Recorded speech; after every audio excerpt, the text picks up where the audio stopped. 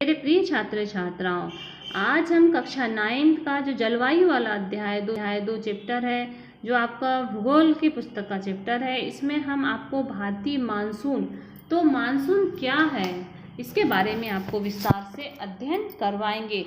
Monsoon Bharat की जलवायु मानसूनी पवनों से बहुत अधिक प्रभावित है। हम जानते हैं कि भारत की कौन सी जलवायु है, तो भारत की जलवायु कौन सी है, तो मानसूनी जलवायु है। हम मानसूनी जलवायु के बारे में आपको बताते हैं। भारत की जलवायु मानसूनी पवनों से बहुत अधिक प्रभावित होती है। ऐतिहासिक काल में भारत आने वाले नाविकों ने सबसे पहले मानसूनी परिघटना पर ध्यान दिया। जब पुराना समय था, जब हमारे यहाँ ऐतिहासिक काल में जब विदेशी लोग आए, नाविकों से आए, तो आने वाले नाविकों ने अपने मानसूनी परिघटना पर ध्यान दिया।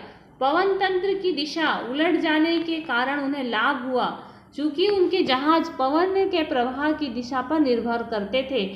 जो पवन हवा चलती थी उसके ऊपर वे निर्भर करते थे। और अरबवासी जो व्यापारियों की तरह भारत आए थे, उन लोगों ने पवन तंत्र के इस मौसमी उत्कृष्ट को मानसून का नाम दिया। तो ये जो मानसून नाम है, ये जो व्यापारी जो नाविक लोग आए थे, उन लोगों ने यह नाम मानसून नाम दिया है। और मानसून का प्रभाव उष्णकटिबंधीय क्षेत्रों में लगभग, तो देखिए कि मानसून का प्रभाव उष्णकटिबंधीय क्षेत्रों में लगभग 20 अंश उत्तर से 20 अंश दक्षिण के बीच रहता है। और मानसून की प्रक्रिया को समझने के लिए निम्नलिखित तथ्य महत्वपूर्ण है। तो कौन से तथ्य? ये तथ्य देखिए, स्थल तथा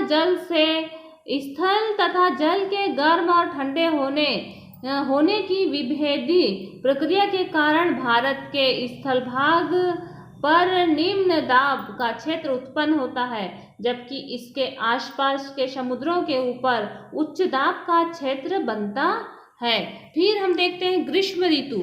तो ग्रीष्म ऋतु के दिनों में अंतः उष्णकटिबंधीय अधिसरण क्षेत्र की स्थिति गंगा के मैदान की ओर खिसकती जाती है। यह विषुवतीय गर्त है, जो प्रायः विषुवत के 5 अंश उत्तर में स्थित होता है। इसे मानसूनी ऋतु, मानसूनी गर्त के नाम से जाना जाता है। फिर हम देखते हैं कि हिंद महासागर में मेडागास्कर के पूर्व लगभग 20 अंश दक्षिण अक्षांश के ऊपर और उच्च दाब वाला क्षेत्र पाया जाता है। इसी प्रकार से हम देखते हैं कि ये ग्रीष्म ऋतु में तिब्बत के पठार पर बहुत अधिक गर्म होता है। इसके परिणाम स्वरूप पठार के ऊपर समुद्र तट से लगभग 9 किलोमीटर की ऊंचाई पर तीव्र ऊर्ध्वाधर वायु धाराओं पर उच्च दाब का निर्माण होता है। फिर आता है ग्रीष्म ऋतु में हिमालय के उच्च पश्चिमी जेट धाराओं का तथा भारतीय प्रायद्वीप के ऊपर उच्च उष्णकटिबंधीय पूर्वी जेट धाराओं का प्रभाव पाया जाता है। अंततः उष्णकटिबंधीय अभिसरण के क्षेत्र वे विषुवतीय अक्षांशों में विस्तृत गर्त एवं निम्न दाब के क्षेत्र होते हैं। यहीं पर उत्तर पूर्वी तथा दक्षिण पूर्वी व्यापारिक पवनें आपस में मिलती है। तो उत्तर पूर्व और दक्षिण पूर्व की जो व्यापारिक पवनें हैं, ये आपस में मिलती हैं और यह अभिसरण क्षेत्र विषुवत के लगभग समानांतर होता है। लेकिन सूर्य की आभासी गति के साथ साथ यह उत्तर दक्षिण की ओर खिसक जाता है। इसके अतिरिक्त दक्षिण महासागरों के ऊपर दाब की अवस्थाओं में परिवर्तन भी मानसून को प्रभावित करता है। सामान्यतः यह दक्षिणी प्रशांत महासागर के उष्णकटिबंधीय पूर्वी भाग में उच्च दाब होता है और अतः हिंद महासागर के उष्णकटिबंधीय पूर्वी भाग में निम्न दाब होता है। लेकिन कुछ विशेष वर्षों में वायुदाब की स्थिति विपरीत हो जाती है तथा पूर्वी प्रशांत महासागर के ऊपर हिंद महासागर की तुलना में निम्न दाब का क्षेत्र बन जाता है। दाब की अवस्था में यह नियतकालीन परिवर्तन को दक्षिणी दोलन के नाम से जाना जाता है। तो दक्षिणी दोलन के नाम से किसे जाना जाता है?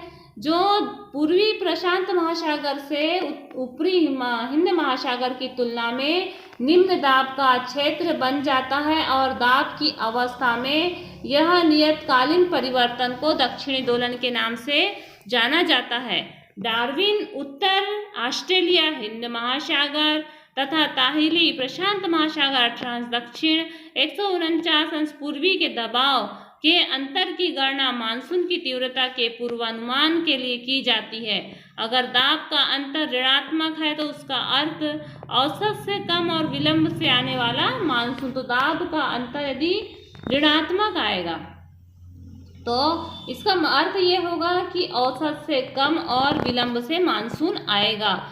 एल नीनी दक्षिणी दोलन से जुड़ा हुआ यह लक्षण है और यह एक समुद्री गर्म जलवायु है जो पेरू की ठंडी धारा के स्थान पर प्रत्येक 2 से 5 वर्ष के अंतराल में पेरू तट से होकर बहती है। दाब की अवस्था में परिवर्तन का संबंध एल नीनी से है, इसीलिए यह परिघटना को एंसो एल नीनी दक्षिणी दोलन कहा जाता है। तो देखिए कि एल नीनी ठंडी पेरू जलधाराओं के स्थान पर अस्थायी तौर पर एक गर्म जलधारा के विकास को एल नीनी नाम से जाना जाता है। और एल नीनी शब्द स्पेनिश शब्द है जिसका अर्थ होता है बच्चा या जो कि बेबी क्राइस्ट को व्यक्त करता है, क्योंकि यह धारा क्रिसमस के समय बहना शुरू करती है। एल नीनी की उपस्थिति समुद्र की सतह के तापमान को बढ़ा देती है तथा यह क्षेत्र में व्यापारिक पवनों को शिथिल कर देती है। तो ये है एल नीनी धाराएं। एल नीनी धारा फिर हम देखते हैं कि मानसून का आगमन या मानसून की वापसी। व्यापारिक पवनों के विपरीत मानसून पवने नियमित नहीं है, लेकिन ये स्पंदमान प्रकृति की होती है। उष्णकटिबंधीय पवनों के ऊपर प्रवाह के दौरान ये विभिन्न वायुमंडलीय अवस्थाओं से प्रभावित होती है। मानसून का समय हम देखते हैं कि मानसून का समय जून के आरंभ से लेकर मध्य सितंबर तक 100 से 120 दिनों के बीच होता है। इसके आगमन के समय सामान्य वर्षा और फिर अचानक वृद्धि होती है तथा लगातार कई दिनों तक यह जारी रहते हैं। इसे मानसूनी प्रकोष्ठ, इसे क्या कहा जाता है? मानसूनी प्रकोष्ठ या फटना ने अत्यधिक मात्रा में जब बारिश होती है तो उसे मानसूनी प्रस्फोट कहा जाता है तथा इसे मानसूनी पूर्वी बौछारों से पृथक किया जाता है। सामान्यतः जून के प्रथम सप्ताह में मानसून भारतीय प्रायद्वीप के दक्षिणी छोर से प्रवेश करता है। इसके बाद यह 2 भागों में बढ़ जाता है। दक्षिणी छोर में आने के बाद 2 भागों में बढ़ जाता है। तो कौन कौन सी भाग है? ये है अरब सागर की शाखा और बंगाल की खाड़ी की शाखा। अरब सागर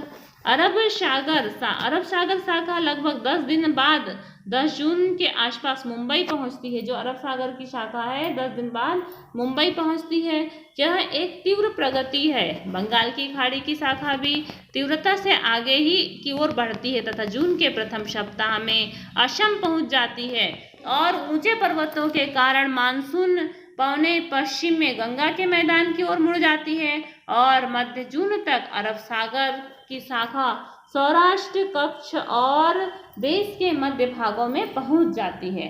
अरब सागर की शाखा और बंगाल की खाड़ी की शाखा, तो देखिए 2 शाखाओं के अनुसार बारिश होती है। अरब सागर और बंगाल की खाड़ी दोनों गंगा के मैदान के उत्तर पश्चिमी भाग में आपस में मिल जाते हैं। मानसूनी वर्षा बंगाल की खाड़ी से जून के अंतिम सप्ताह में लगभग 29 जून तक होती है। जुलाई के प्रथम सप्ताह तक मानसून पश्चिमी उत्तर प्रदेश, पंजाब, हरियाणा और पूर्वी राजस्थान में पहुंच जाता है। मध्य जुलाई तक मानसून हिमाचल प्रदेश और देश के शेष हिस्सों में पहुंच जाता है। दिसंबर के प्रारंभ तक देश के शेष भागों में मानसून की वापसी हो जाती है और दिसंबर के प्रथम सप्ताह से जनवरी के प्रथम सप्ताह तक दक्षिण की ओर जाता है और शेष भाग शीत ऋतु में प्रारंभ कर जाता है। अब हम आपको बताते हैं कि भारत के मानसून की क्या क्या विशेषताएं हैं। तो मानसून की विशेषताएं देखिए, मानसूनी हवाएं मौसमी हवाएं हैं, ये मौसम के अनुसार प्रभावित होती है। फिर आता है तो जो ग्रीष्म काल में चलती है उन्हें ग्रीष्मकालीन मानसून, जो शीतकाल में चलती है उसे शीतकालीन मानसून कहा जाता है। ग्रीष्मकालीन मानसून हवाएं भारत के प्रायद्वीप स्थिति के कारण दो भागों में बढ़ जाती है, पहला अरब सागरीय मानसून, दूसरा बंगाल की खाड़ी का मानसून।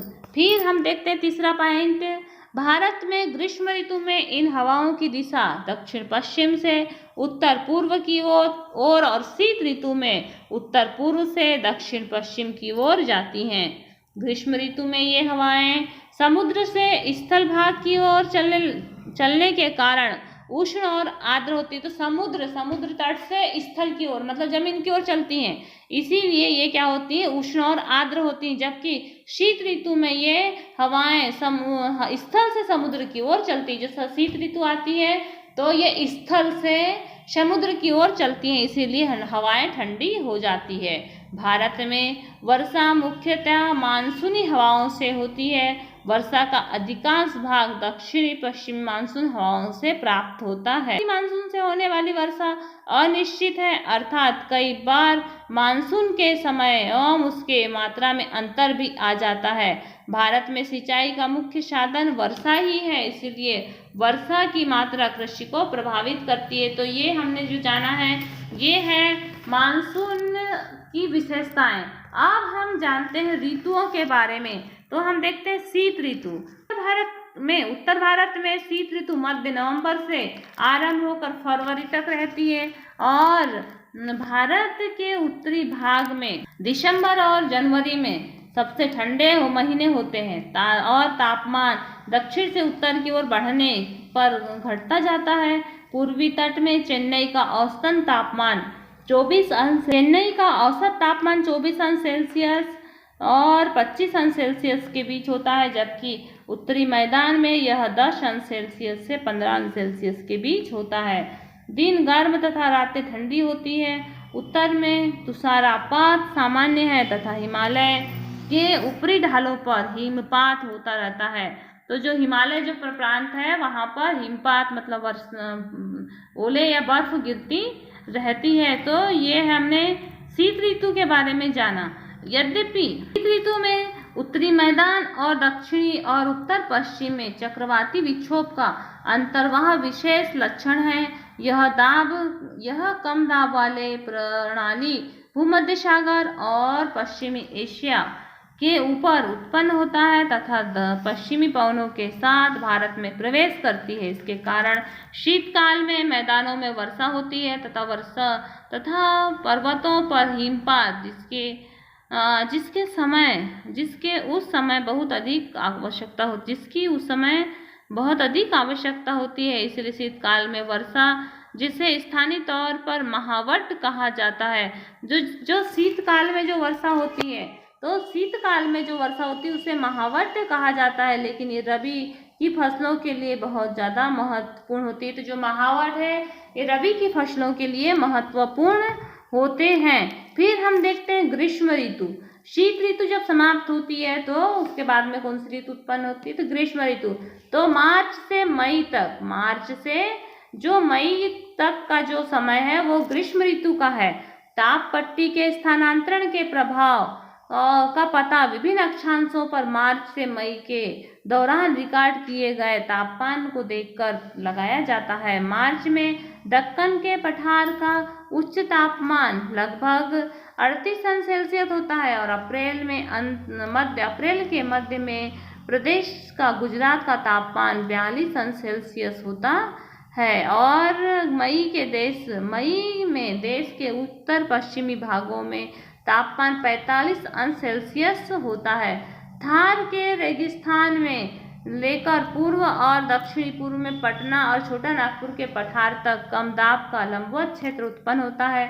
पवन का परिसंचरण इस गर्त के चारों ओर प्रारंभ होता है। फिर हम देखते हैं कि लू लू ग्रीष्मकालीन, तो लू किसे कहते हैं पूछा जाता है। लू ग्रीष्मकाल का एक प्रभावी लक्षण है जो धूल भरी, गर्म और शुष्क पौने होता है, जो कि दिन के समय भारत के उत्तर और उत्तर पश्चिमी क्षेत्रों में चलती है। कभी कभी ये देर शाम तक जाती रहती है। इस हवा का सीधा प्रभाव आघात भी हो सकता है। उत्तरी भारत में मई महीने के दौरान सामान्यतः धूल भरी आंधियां आती है और ये आंधियां अस्थायी रूप से आराम पहुंचाती है, क्योंकि ये तापमान को कम करती है तथा इसके साथ ठंडे शमीर और हल्की वर्षा भी हुआ करती है। इस मौसम में कभी कभी तीव्र हवाओं के साथ गरज वाली मूसलाधार बारिश भी होती है। इसके साथ प्रायः हिमवृष्टि भी हुआ करती है। हिमवृष्टि जिसे क्या कहा जाता है, पश्चिम बंगाल में हिमवृष्टि को काल वैसाखी कहा जाता है। ग्रीष्म ऋतु के अंत में कर्नाटक और केरल में प्रायः पूर्वी मानसूनी वर्षा होती है, जिसे तो कर्नाटक और केरल